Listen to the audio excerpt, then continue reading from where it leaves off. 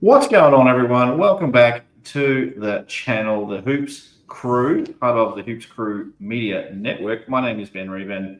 I'm joined again by Paul James, wearing the same T-shirt as last week. Welcome back, Paul. We are going to put them in this order now, otherwise we're going to be confusing people with it. Yeah. We're going to have to. I've already stuffed up. We did tell ourselves we would not sort of try and date these episodes, but 10 seconds in, I have already failed. You're now, off to a Paul, flyer. this is an episode about the rules of the AFL. My working title is Rules. As you know, Paul, I'm a little bit left field when it comes to some of these rules. I know you're a little bit more straight down the line, so this will be an interesting conversation. So I'm really curious to get a lot of. I'd love to get a lot of support in the chat from people out there that they're a little bit wired like me, that think maybe some things could be slightly different with the AFL rules. But are you ready, Paul? Should we get into the first one? Whenever you are, I'm ready to drink my way through whatever you're going to suggest. Okay, so this rule already exists in the AFLW competition. So, should the AFL, the men's competition, bring in a last touched rule when the ball goes out of bounds? This does already exist in the women's comp. No, I think it works well in the women's comp because, and we've kind of spoken about this, I think in some of our review episodes. Maybe I don't think it was one of these. Yeah. I don't think it was the summer. I don't think it was the summer series, but because of the nature of their game, the far more contested nature, because just not at a point where they can dispose of the ball, as the cleanliness is not necessarily there yet, but also the just the ability to cover the same distance is not the same. And so it's a really great mechanism to free the game up when things get a little bit ugly. And also it's, certain context as well. It's not as clean cut as you touch the ball last, that's it. Because if you kind of tackled over the line, that's a whole other story. Yeah. And so I think unless we find ourselves in this ugly period like we did in that kind of mid 2000s before Geelong kind of blew everything open in 2007, then I don't see any reason to do it. I think it's kind of unnecessary right now, as is. I'd want to see a few more tweaks probably at the AFLW level. I'm probably with you on the first question here. I don't like it at the moment where someone can be awarded a free kick because someone's fumbled it over the line or whatever. I think that's the way it goes. I know it's something to do with inside the 50-metre arc. It doesn't apply and all that sort of stuff, which I agree with as well. But I think it's got to be a clear handball, clear kick over the line, not touched, not fumbled over the line or anything like that. I'm okay with it, but I think there just needs to be a couple more tweaks, and I want to see it for a little bit longer in the other comp first. But I'm probably on your side on this one, Paul. I'll start with a safe answer on this one. I think I'm going to say no, we don't need that in the NFL men's competition at this stage. Now the next one. So you're not really upsetting the apple cart at all, are you? Not at all. No. Now here's one that I reckon I'm going to have a difference of opinion with you on. Should all players be eligible for the Brownlow medal, regardless of whether they've been suspended or the type of suspension or type of infringement? Go with your crazy idea first, if this is where you think you're going to differ. Okay, well, it's not a crazy idea. I don't think it's crazy. You might, other people might. I think it's totally reasonable for someone who's had what you call minor these days compared to what was minor 20 years ago. Someone punching someone in the head was considered pretty minor back then. But these days you get 10 weeks for it. But no, I think if you're suspended for 1 to 2 weeks, I don't think that should rule you out to the Brownlow. I think anything beyond that that's quite significant, quite a serious infringement, I think, yes, you shouldn't be eligible at that point in time. That is my short answer on that one. Is there any difference of opinion from you on this one, Paul? No, mine's actually the same. I said no, but there needs to be kind of a minimum number of weeks. And I think that because they've got a matrix for this stuff, I think that can be very easily mapped where you go, okay, the things that we kind of consider significant, quote unquote, it's not the accidental bump, the accidental head clash sort of scenario where, you put your head over the ball, but, duty of care, it was an accident. It wasn't a malicious thing. Those ones that kind of get 1 to 2 weeks, they shouldn't count. It should be, striking someone. It should be those more severe, maybe anything that's classified as intentional potentially, because they have that delineation in the descriptors within the matrix that maybe something is intentional or higher. Maybe that because the whole thing is best. It's best and fairest, right? Yeah.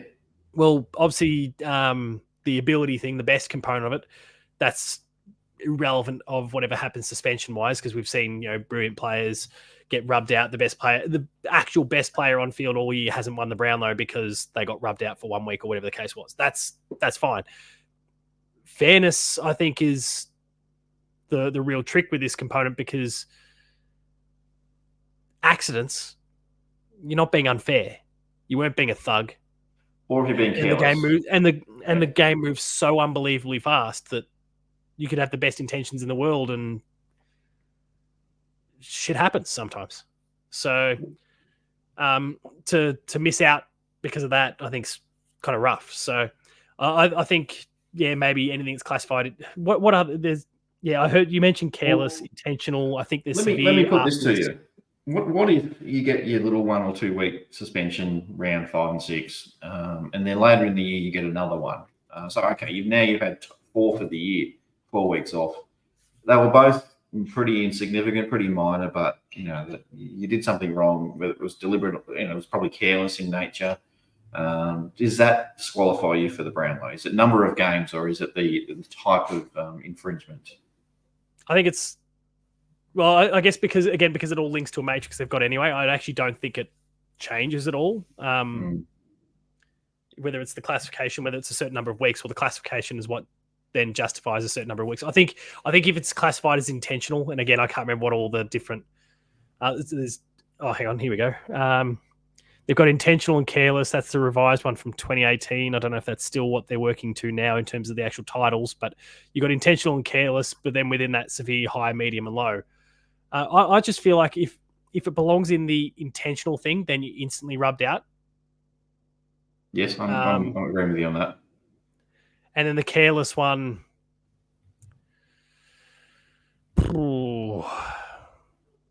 that's a real trick with that one, because the AFL focuses on the outcome rather than the action. You could still have careless, still no intent, but because the player, I don't know, collided with your hip, again, it wasn't like a deliberate, you didn't jump off the ground, you didn't do any of the horrible stuff, wasn't intended to be like a bump, it's just been contact that's happened. But because, I don't know, they've got a history, Jake Cole-Jasny crashes into you and he's got a history of concussions and he misses 2 to 3 weeks. Yeah. Suddenly you've copped a 3-match penalty, and so you're instantly rubbed out. It's one of those really. I feel like intentional is clear because you're not being fair at that point. It clashes with the best and fairest component of it. Careless wasn't that, and so maybe that's even the most severe of outcomes there. You weren't out to hurt someone. There was no intent. And so you're off the hook as much as you've just missed 3 weeks, but you're still a chance. Reasonable. And if you manage to win despite missing 3 weeks, well, all credit to you. Yeah, I think it's probably more that, and this is probably a whole other conversation, so I'll keep it really quick. But I wouldn't be surprised if players maybe aren't receiving as many Brownlow votes once umpires are aware that they've been suspended and are no longer eligible. So I should hope not, but I have my doubts on that one. All right. Let's get back into it. We'll get Razor on the line. We'll get Razor. We'll call him up. He's got his number. Let's go. Let's get him on the line right now. Work on that while we continue with these questions. Now, should the centre bounce be eradicated? Lots of talk about this. Almost every year this one comes up when someone, and it happened again in the grand final, didn't it? The first bounce in the grand final. They stuffed it up It's a bad look. Should they get rid of the bounce? Should there be some kind of drone that drops the ball from 1,000 feet up? I don't know. Tell me what you think, Paul. I'll leave it to you. I'll throw it to you. Look, I'm a traditionalist in a lot of ways, but not this one. Get rid of the bounce. The umpires are having troubles with it in terms of actually performing the bounce because these umpires are in the industry for a long, long time. Their shoulders are shot to bits. Give them a break. Let them throw it up. No drones or any of that stupid sort of stupid shit. But What about if the umpire takes a couple of steps, just boots it directly above his head, straight up into the air? Is that a bit too silly? Probably. Because they won't be. It will end up in the same case as the grand final, where they can't kick it straight, and so it'll slide off the side of the boot. Something that's in the Collingwood 50 before.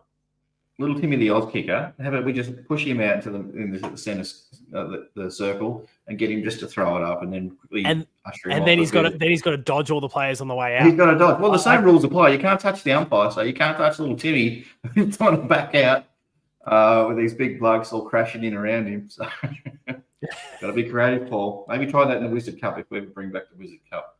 We'll send out Timmy and we'll see what happens. All right, I think we all agree on that one. That's a pretty easy one there. What about team runners? Now, I'm going to say I reckon they should be destroyed. I don't like team runners. No, not the people. I love Shannon Burns, but I do not like, as a rule, having team runners. I think get rid of them. Your messages should be limited to the quarter time and half time and 3/4 time breaks. Paul, your thoughts? I'm the opposite. I mean, I don't like the days when they were running out on the field all the time. I like that it's kind of been contained now to between goals. I think it's only between goals. It's not. I don't think they can even do it when there's been like severe injuries and there's stretches. Like they can't even do it then. Though of course it's pretty easy to pass a message at that point.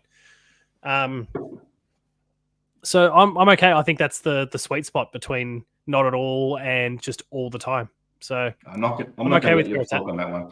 No, sorry, I'm strong on this one. I think it's bullshit. How many interchanges can you make? And you can't tell me that these players don't know the messages, that they're sitting on the bench, they're engaged in what's going on. Surely they can run on the ground and go, "Oi, go over there, you take this bloke." Surely they can do that. Yeah, but someone when I don't know, Tom Stewart's come off the bench. He's never on the bench, but you know what I mean. He's come off the bench and runs to the half back line. He's not getting the important message that needs to go to Hawk. Pass the message to Hawk about, mate, you need to do X, Y, Z. Pass it up the line is what I say to that. You ever heard of Chinese whispers? We'll add on top of that there's a lot of very emotional people at the time, and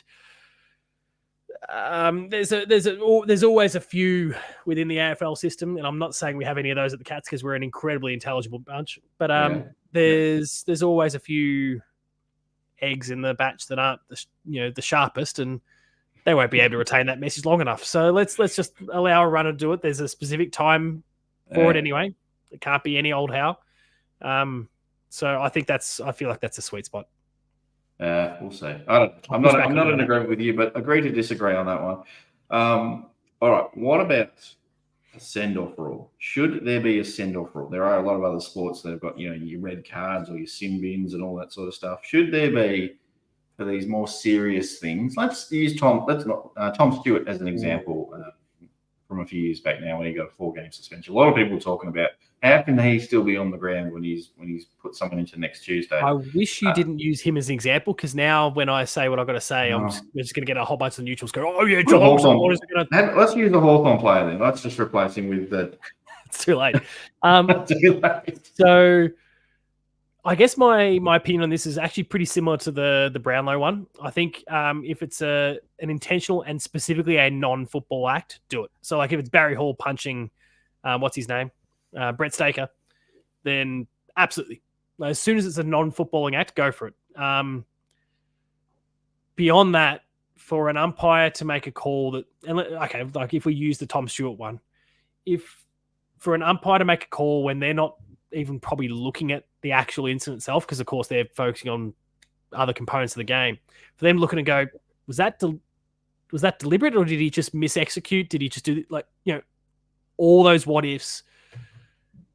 You could get that wrong and suddenly severely disadvantage the in this case, I guess, Geelong, if we want to focus on the Tom Stewart one. You don't know if you look at it and go, oh, that's a horrible act off the field, but then old Meatball goes off the ground, Dion Prestia goes off the ground, gets his concussion test, comes up fine, he's back on the ground, but suddenly Geelong's missing Tom Stewart for the rest of the game. He's already taken his shoes off. He's in the showers. Because he's been kicked out. So I think it's got to be, I think deliberate non-footballing act, go for it. So Barry Hall swings a punch on Brett. It just becomes too. You could get that colossally wrong, I think. And so I If you think that's roundhouse again, someone, probably the sweet spot. for example, you're roundhousing. So I walk up to, not me, but let's say Paul Chapman back in the day, he sees Joe Watson on the wing and just absolutely drives his elbow into his jaw. I was thinking more Stevie and Day. then just go, what? As players often do when they've done something like that. I think that's probably Chappie's a gentleman. I won't have any of that. He would never do anything like that.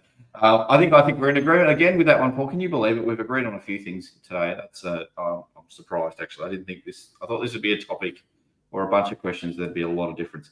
All right. To go. Here's another one. What about? And you've got a couple of young kids at home. Mine are a little bit older, but are AFL games too long? Would you like to see them be a little bit shorter for family reasons, or maybe not even family reasons? Maybe your attention span's not there anymore. I don't want to pander to people who aren't sharp enough to maintain their attention span for long enough. So to hell with the current generation that can't do with, can't sit and look at one screen without having to interact with another and another and another, and be juggling TikTok whilst replying to this and doing that and trying to watch a football game at the same time. To those people, grow up. Beyond that, on the kids front, little kids are going to be little kids, and they're not going to I took my kids their first game, the Geelong Essendon game, and they did a good job making it to half time, and we're not going to cut the game in half its length. No. I think it was just fine. It's just, when you're a parent with little kids, you just got to accept that you're probably not going to see you may not see the entire game. Now, I was stoked that mine, we deliberately knew what was going to happen. We went up to the very back levels of the MCG, knowing that we could just let them loose, and they just ran up and down the aisles, and there was no one around, and it was fine. Yep. That was a strategic parenting call, knowing full well what was going to happen, but also at the same time, if things got really bad, we'd agree that if things start to get really ugly with them, you just got to go home. Didn't have to. That worked out nicely. But that's just what you got to do as a parent. So I don't want to. I guess I don't want to change things based on that sort of call either. No, I think the game length's fine. Do we maybe chop time on out? That might be if something was to be on the chopping block, maybe it's something like time out. Injury time is different. So again, time that's lost due to the stretcher coming out and something having to go, like that time gets topped back up again. Yeah, probably. I think. I don't know. I'm okay with the game length as is, but I think if there was to be some sort of compromise, then maybe it's something like time on, because you go from a 20-minute quarter to it can go up to 30 plus sometimes, which says a lot about the amount of stopped game time as well, for that matter. But I reckon you and I don't mind at halftime getting a pie or something, or going for a quick toilet break, but I only think 20 minutes is maybe too long. I'm like, get the boys out there. Come on, have your 10-minute break and get back out there. But that's pretty standard in most sports, isn't it? You've got your 20-minute break between halves. Yeah, it's only 6 minutes for a quarter or something like that. And honestly, I think these days, the players absolutely benefit from the break, but I think it is geared more around the audience as well, the attendees, in terms of going to get your food, going to get your drinks, going to and add time and all that sort of stuff. Even for the commentary teams to be able to do their analysis and all those, I think that's where it matters most. The AFL these days, it's not about the players themselves too much, I don't think. It's still a lot quicker than going and watch the cricket, or test match cricket, which I love, but it's not an 8-hour day at the footy at the MCGs. No, that's very true. A little bit of commuting time, but no, I think keep it pretty much the same. You could probably shave a minute off, but if you absolutely had to. But again, I don't think it's going to happen. I think it's just too many financial implications for that as well. Time on, but it's capped at 27 minutes. I don't know. I'm just throwing do we hold the big sign up that says how many extra minutes we've got, like they do in the soccer and all that? Maybe not. Yeah, maybe it's that where time on, you've got 5 minutes, but then there's no stoppages. That 5 minutes will now just keep rolling. Yeah, okay. So you've got 5 minutes time on, which will often then become 8 minutes because of the various different breaks and stoppages in play in the meantime. Or maybe that 5 minutes just is 5 minutes. You've got now to the 25-minute mark, and when that siren goes, you better be having a shot on goal, otherwise we're done. That's it. Line it up. All right, what happens, mate, if at the moment if the game is drawn at the end of 4 quarters, we just divide the points up, 2 points each, unless it's a final. I think now it's we just play extra time. But are you in the group of people that thinks we need to do away with the draw and just play extra time like they do in a lot of other sports? It's overtime.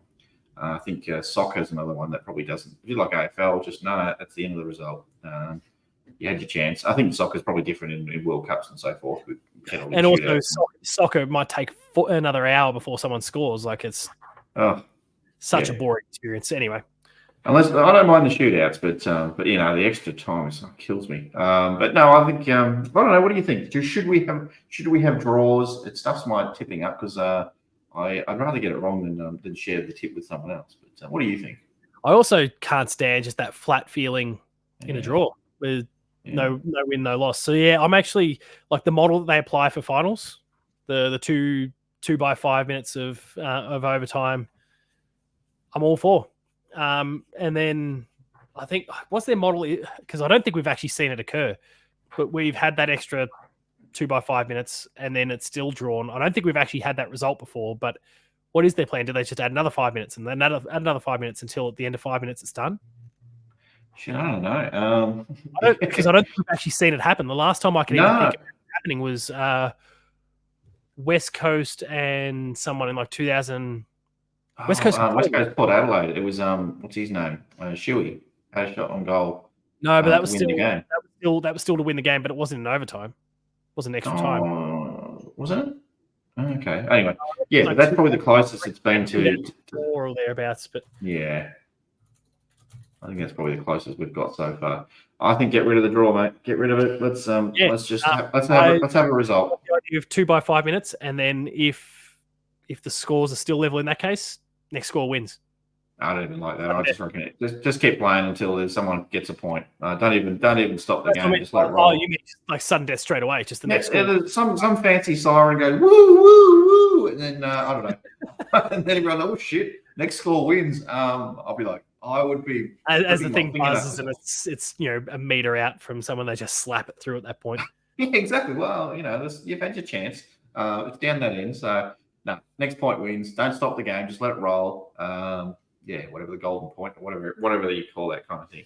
I like the theatre of the extra time. I'd like an NBA game going to overtime and the theatre around that. But then there's got to be. But then when it comes to overtime, that can second overtime, third overtime, fourth, like that could just keep going over and over. That's what I'm worried about.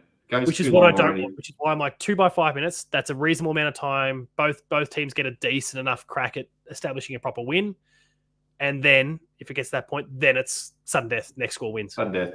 Next score wins. We don't. The siren goes, but we keep playing. Or some other silly noise happens. Yeah. Something like that. All right.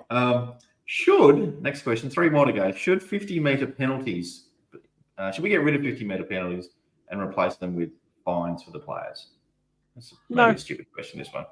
Yeah, it's it's a big penalty, a 50-meter one, though.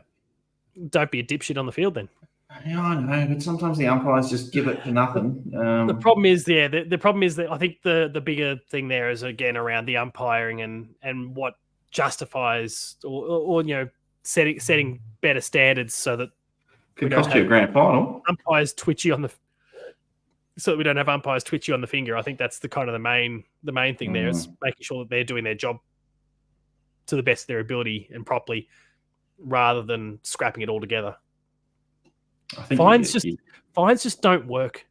No, you can say what you want, but like within the AFL system, you do something that justifies a fine, and what you cop $3,000. That's nothing to an AFL player. In the moment, you're only worried about what's happening in the moment, and that's probably what's more driving you, motivating you to do the right thing. I feel like you'll get more of those sorts of 50-meter style like actions from players if it's a fine, because a fine is throwaway. You go, oh, hang on, if I can do this and I stop this player, illegal action, clearly illegal action. But I'll cop $5,000 to ensure that I hold it, and he doesn't take off.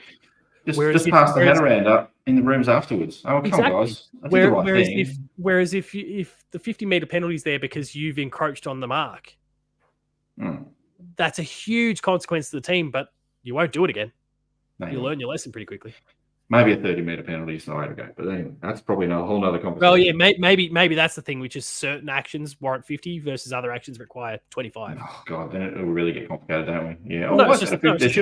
It should have been 40. No, it's just like if it's encroached on the ruck, then it's 25. If it's smacked someone, maybe that's a simple one. You stepped over the line.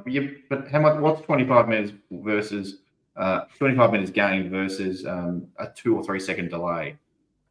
Who knows? The speed of the game is going to keep changing as it keeps evolving. So you just don't know how to weigh those two things up. Maybe it is beneficial to delay a game by 2 or 3 seconds and give up that 25 meters. I don't know, but you just don't know what.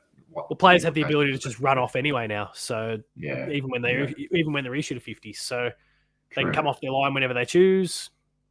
They don't have to cash in the full 50. So I don't think that changes too much. Yeah, true. True. All right, here's one. We're getting silly now, Paul, because it's getting a bit late. Should the goal square be replaced with a protected 15-meter area? So let me just try and paint the picture here for you, Paul, before you lose your marbles. Get rid of the goal square. There's no chalk. Remove the chalk, it's gone. Now you've got this little semicircle from point post to point post. Okay, so let's just play out a scenario here, Paul. Someone bombs it long. You take a mark inside this protected area, this 15-meter protected semicircle area.